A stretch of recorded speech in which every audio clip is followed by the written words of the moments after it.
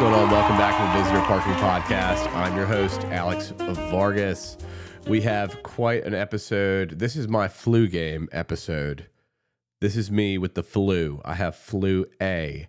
I actually stopped the flu in its tracks because I am one of those people who will call the doctor with any minor convenience. I went to the hospital when I had pneumonia. I go to the ER as many times as I can. I'll pay $2,000 just to get some meds, as long as I don't feel pain. Like we could tussle, we could wrestle, we could punch each other, but I can't deal with a cold. Like I can't deal with like my head being under constant sinus pressure. So that's what we've been dealing with. My 2-year-old got it first. She was diagnosed with flu A this week. My 26-year-old got it a little bit later. That's my wife. And then hopefully my 8-year-old who just turned 8, happy birthday, Avery, this past week does not get flu A either. But I got it. Man, we have a lot to talk about. We have had the TikTok algorithm has been changed, abducted, stolen, Epstein. Taken over by Oracle and what's the guy's name is Larry Ellison has changed our algorithms completely. If you don't understand what happened in TikTok, basically China owned TikTok for a while. The U.S. said, we don't want China in our business. We want to own it ourselves. China shouldn't be able to spy on our people. We're already spying on our people. We need to be the only ones spying on our people. So the U.S. bought back TikTok. And immediately the algorithm crashed. So it was, you'd post a video, you'd get 0 views. I went on a couple famous people's accounts. They were getting 0 views. So I was like, okay, thank God it's not me. And it turns out that I guess this new algorithm shift, which I'm going to break it down for you guys in this video. The way that TikTok was, if you imagine going to a street festival or a street carnival, there's sideshow acts, there's clowns, there's monkeys, Burning Man, a lady with a beard, so many odd, cool, relevant, and interesting talents. There's educational booths. You're walking through TikTok, and you can stop at any booth you want. Some booths get more crowds than others because of the vibe. So if you like their vibes, you go in their tent, you see what they're about. That was how TikTok 1.0 went. TikTok 2.0 is all about what do you do, explain what you do, and it's about the searching. So the For You page has become more of a search engine like a Google or a YouTube, where they want to sort you into a hat, versus how it was where it was, anybody's welcome. You could blow up on an instant. That's just the way ChatGPT kind of explained it to me when I punched in what TikTok had released about what had been going on with the algorithm shift. So if you imagine TikTok 1.0 was like a carnival, TikTok 2.0 is like a work conference. So there are rooms with booths and exhibits, and you know exactly where you're going. You get a map. So if you're interested in comedy, you're going to get all comedy on your feed from now on. If you're interested in this type of comedy, you're going to see this type of creator. So it's become a lot more like Instagram, where I go on TikTok now and it automatically opens me up to the same exact video that I just watched like 10 seconds ago or last time I was on the app. Instagram does the same thing where it's like I'll doom scroll on there, but it kind of sends me in a loop where it'll show me videos that I already watched because it's taking me through the same categories that it thinks I like emotionally. Whatever it's reading off my face, they're like, oh, you sad sack of shit. We're going to keep showing you this video about these puppies. And it'll keep going that way. TikTok, what I loved about TikTok was the discovery page, the For You. Like, I would find people based off their vibes, man. And now it's like, they're just giving me white, blue-eyed guys. I'm getting a lot more sex on my TikTok. It's a lot more like my Instagram page. I'm getting a lot more ads. I've seen more stuff about Trump than I ever have before. And this is just my observations in the first week of TikTok 2.0. It's very hard to get over 300 views now. I was getting about 100,000, sometimes 1 million views on these posts. And now it's like on my everyday TikTok, I can barely crack 300. it could be a quality problem, you know. So there's definitely some stuff I've been doing. Like, I still can't post stuff about my life. People are like, I don't fucking care who you are. I don't like you. Like, I don't want to see your family. I don't want to see your foot. Like, you know, so I think as creators, we kind of get in that web where I don't want to be in a niche. I want to just be able to live my life, film it, and show you guys and have that be enough. That's really ultimately the type of content I want to be able to put out. But they're like, who the fuck is Alex Vargas? Who's visitor parking? So I have to kind of find my niche first, give it to you guys, and then go from there. So it's definitely been mind shattering, especially with the flu. Oh my God, it was nasty. It was nasty. I don't recommend Flu A for anybody. I was sweating. I couldn't sleep. My wife was angry at me because I went to Nashville last week, and you know, I left her and she was sick as shit, and the baby was sick. So we have just been dealing with that. So honestly, this episode is really just a life update of what I've been going on. But yeah, if you guys have any other questions about TikTok 2.0, feel free to ask me. But it's funny because even though I'm not a million video view creator, I still, well, that's wrong. Because even though I am someone who can get on here and do, you know, 1 million, 5 million views on a post, my following base is only about 4,000 people. So it's like, it's hard because I'm still figuring out what I want to do with social media. I seem to have a much better response on YouTube, so I'm going to make more YouTube videos. But when I start to talk about myself like this, I don't think people want to hear that. People want to be informed. They want educational content. This is just me free thinking. So with further ado, let's get into it. We have a Super Bowl matchup of the century, the Seattle Seahawks versus the, I don't fucking know. That's like, this is a joke of a Super Bowl. The New England Patriots, who have Drake May. Like, I'm sorry, but New England's not that good. They're overhyped. If Mike Vrabel can take you to the Super Bowl, that must mean that the other teams are pretty fucking shit. Mike Vrabel had Derrick Henry for years and couldn't do anything with that team.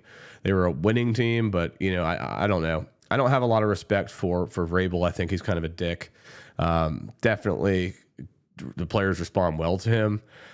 If he can get Stephon Diggs to fucking do something, that says a lot. That guy's a personality nightmare. From what I've witnessed as a fan, like the guy seems like a basket case. But yeah, I watched Drake May play. Like, he's really good. Don't get me wrong. I think he is probably the top quarterback in the NFL this year.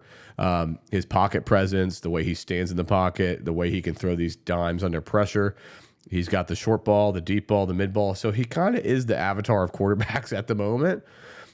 But what I will say about this year's season, a lot of the teams just were not the same. They were plagued by injuries. They were plagued by, things that just didn't go right. And from what I saw between the AFC North with Lamar Jackson, Aaron Rodgers, Joe Burrow, and then you pan over to the Kansas City Chiefs. They've got some really aging players with Mahomes and Travis Kelce, and there was just a lot of disappointment this year, I think. And it's just the competition didn't seem too good. You had there was a big tectonic shift in the NFL this year. Caleb Williams came up. I couldn't tell you many other teams that made a big splash. I think a lot of these teams that came up are not going to be around and relevant in the next couple of years. I think Shadur Sanders with the Cleveland Browns is going to be one of the top 10 teams in the league. I think Lamar Jackson, wherever he goes, whether he stays in Baltimore, if he can stay healthy and adjust well with our new coach, I think Lamar Jackson will be running the league. I think Mahomes is probably due another run. But I think they need a bit of a revamp as well. It seems they've got to find somebody other than Travis Kelce because the distractions on and off the field it's just been crazy. It's been Taylor Swift and Travis Kelce for years now. So I think the whole league is shifting.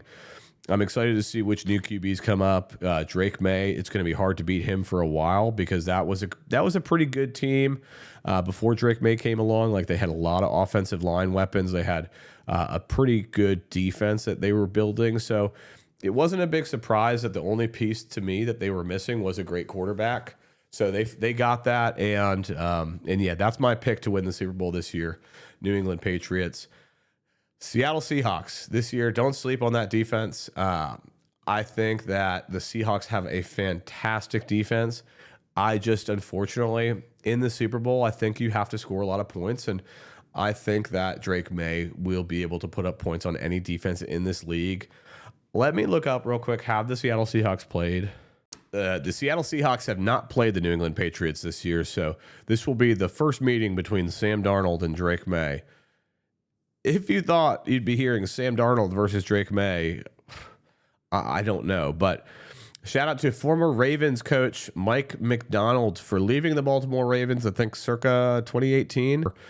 He left after the 2024 season to coach the Seattle Seahawks, and he was able to take them to a Super Bowl in 2 years. So one of the stats I had heard was I think out of the last 14 Super Bowls, 13 of the coaches had been offensive minded. And Mike McDonald will be one of the rare defensive-minded coaches. So that's hard for me, too, because I do think that I think that Vrabel and them, they probably will be I think Vrabel's an OC coach. I think he's the offensive coordinator and the coach, or definitely does more of the offensive coordinating, play calling. Because Vrabel was one of those coaches where as much as I didn't like his personality, like to play against him, ooh, that guy was a dick. But to watch Vrabel play the Ravens back in the day when he had Derrick Henry and some of the wildcat plays they would make for him, the pop passes. Vrabel is a very no bullshit coach. Like, if the play makes sense, let's run it. If it's been working all night, we're going to run it again. If this is too obvious and we should do a trick pass, I'm going to do a trick pass. A lot of coaches, I think, try a little bit too much and they can't see the obvious move. I think Vrabel is very good at seeing the obvious game plan. We're going to run to the outside. We're going to do a lot of pitch tosses. We're going to spread the defense out. Then immediately after, we're going to do a play action, 45, 60 yards up the field. So he's definitely very classic.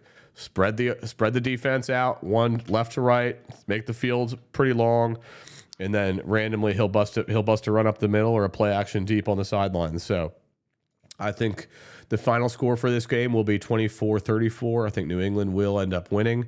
I just think that New England's made for these bigger moments. This is Seattle's second Super Bowl, I believe. So second or third. So I don't think Seattle has the experience to go in there and win this game, but who knows? I just don't know much about these teams. Like, I watched Drake May play in person the game that Lamar went out, but the Ravens were up on the Patriots by 10 as per usual. So if we had a better head coach and Lamar was able to stay in that game, I don't think we would have lost to the Patriots at all. I think we probably would have won by 20. So I am excited to see what happens this year. Coach Jesse Minter. I talked a lot of Ishmael about you last time. But I do feel as though you might not be a bad coach because, like I said, you're young and Lamar is young. You got a great offensive coordinator coming from the Chicago Bears. That is my favorite move. We need a better offensive coordinator, and I love the Bears offense. I think that was a big reason that Caleb Williams did so well. The first thing that Jesse Minter did when he came into the press conference was compliment his quarterback, Lamar Jackson. He came right out and said it. And when I was in high school, we had this one coach who was a prison guard. He wasn't a prison guard when he coached the little boys. After he became a prison guard, he went and coached these young men, boys, whatever. And I think the guy just was a horrible, horrible coach for a long time. And he would only run this wing T offense. So pitch right, pitch left, up the gut with the fullback. That's it, wing T. So it was awful. I had the worst experience ever. He talked shit to all the star players. He was always super negative. He never could pray. Like, he was all about building men and not really focusing on winning the games, which was kind of a big deal. Like, he wouldn't sacrifice his offense to adapt. we get a new head coach, Lenny Schultz, rest in peace, who I signed a petition for to help him get elected at Madison High School's head coach. He comes in, first thing he does is praise all the star players. He gives them this value, this intrinsic spirit of like, hey, you're the best. Like, I'm going to treat you like the best. Just don't let us down. And I'm going to hold you to a different standard because you are the best. But at the same time, he did give like more advantages to his star players, and he also made them feel appreciated. And that's the first thing I see Jesse Minter come in here and do is say that Lamar is the best quarterback in the NFL. I've always admired his play. So he came in there and he admired Lamar from day one. And I think Lamar needs to hear that. Lamar is in Paris. Lamar is in Paris Fashion Week. So this is what kept him from meeting the new head coach. I think a lot of people would take this as a sign that Lamar doesn't want to be with the team. He often doesn't go to the mini camps. He doesn't go to the OTAs. He only shows up when he has to show up. I mean, this is a hard one for me because it's hard not to look at a guy, and I think in sports, you look at people like Michael Jordan, Tom Brady. You look at guys who went to all these camps, they did all these things, and they were always with their players, and they were always present. They were the ones pushing the team to do more, not less. And that's just the standard in all sports. So is it fair to compare a guy like Lamar, who's so talented, to these great leaders? Probably not, because Lamar's different. Lamar has a ton of God-gifted natural talent. And I think he just has a couple communication issues. I think that there is a clear burnout here where you got to think Lamar lost his head coach that drafted him, the guy that put him first when a lot of teams passed on him. There's definitely some emotional damage in Lamar. When Lamar came up, I think a lot of people forget that he was going up a guy named Tom Brady and Patrick Mahomes and Joe Burrow in his prime. I mean, the league of quarterbacks, Baker Mayfield when he was with the Browns. I mean, the league of I think, did he also play against Ben Roethlisberger? I don't think he was that old. So yeah, I don't think he had Mason Rudolph maybe at that time that he was going against. But the league of quarterbacks that we had in the league when Lamar was coming up for a Super Bowl, Aaron Rodgers at Green Bay, like Lamar had to go against a lot of tougher competition. And to the point where we are now, I sensed a burnout after he got paid. I mean, there was a lot of times where I just didn't see him smile anymore on the sidelines, even when they were winning. It just seemed very, just doesn't look like a happy-go-lucky person as he did when he was younger. And this might come across as a judgment. I know a lot of Ravens fans will disagree with me, but it's just hard to see that he wants to be in Baltimore unless things change. And I think the ownership is trying to make things change. But at the same time, if Lamar's going to move on, Lamar's going to move on. And there's nothing we can do. We're not going to take that, the wrong way. If he wants to go out and get more money somewhere else, he's going to have to do that. And we're going to have a staff that can develop a new team. But yeah, I don't know. Lamar Jackson's in Fashion Week right now in Paris. He was. He did not meet our new head coach, and you tell me whatever that means. I'm going to give him the pass on this one. If I'm the owner, I'm saying, look, we just put Lamar through a very traumatic experience the way last season ended. Maybe not giving him the coaching staff or the weapons he's been asking for. Does Lamar have a right to be kind of burnt out from the Baltimore Ravens? Does Lamar have the right to not meet his coach or go to OTAs? Like, has Lamar been feeling a little burned by Baltimore?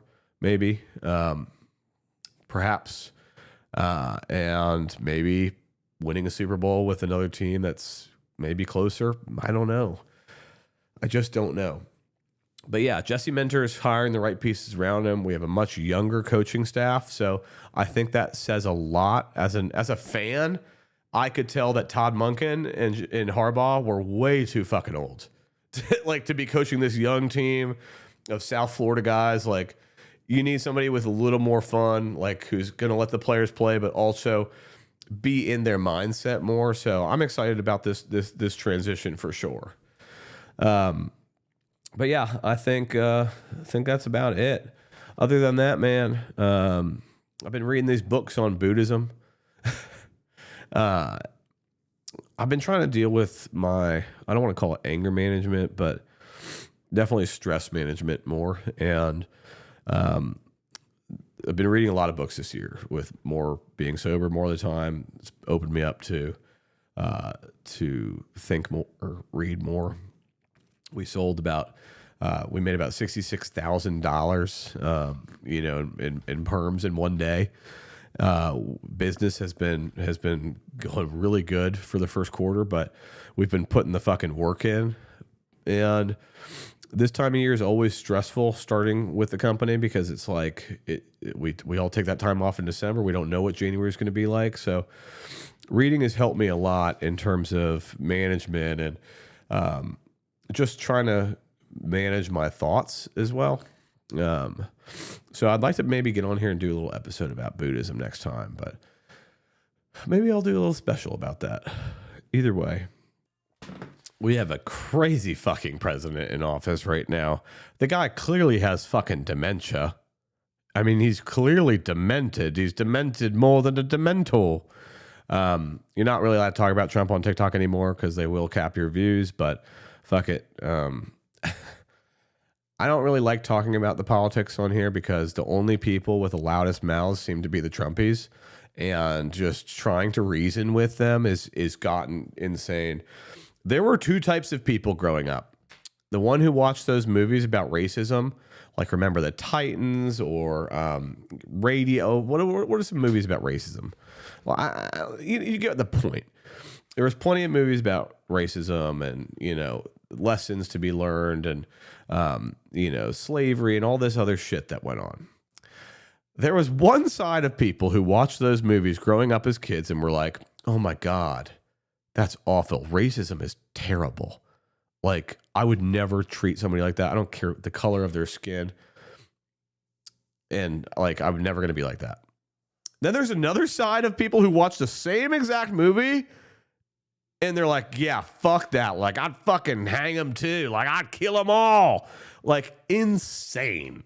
Like, they're like, I just don't get, like, we're all born innocent, right? That's what I think. I think a lot of people think that way. I just don't get how, like, you grew up and you watch these movies where, like, the villain is clearly the villain and the good guy is clearly the good guy. And there's more because they have morals. The other people, they're kind of thinking that should be a superiority based on what you look like.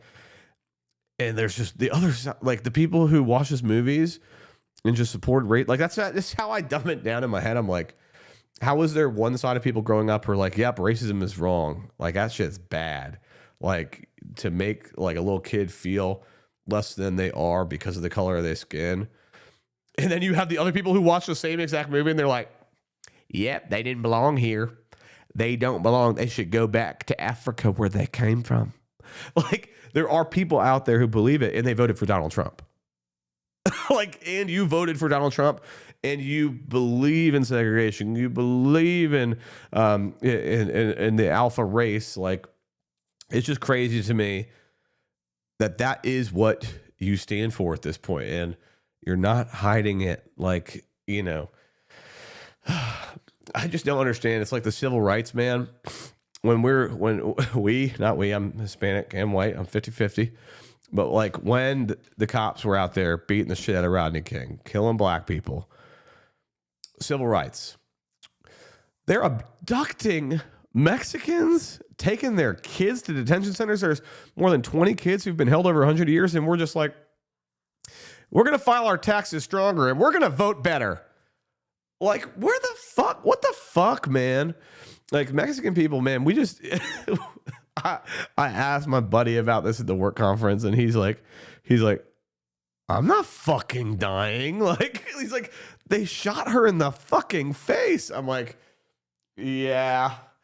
I'm like, if they're out there going to kill white people, like, what the fuck is Mexicans protesting going to do? What the fuck is Hispanic protest? Like, That's kind of interesting to me that, when there's grand injustice against the minority of like black people going on, it seemed like eventually the whole world came around to like having your back, except obviously the red hats they don't have your back. It's like, they just didn't. By nature, they don't. But then when when my people are getting abducted and taken and being labeled as criminals and terrorists, like, not a peep. Like, it's insane. But I get it. There's a double standard here. So, we're like that, man. We're not going to get involved, I guess. I don't know. I'm really not too worried about it. I think the guy is dying. I really think that he's got something wrong with him. He's got dementia either way.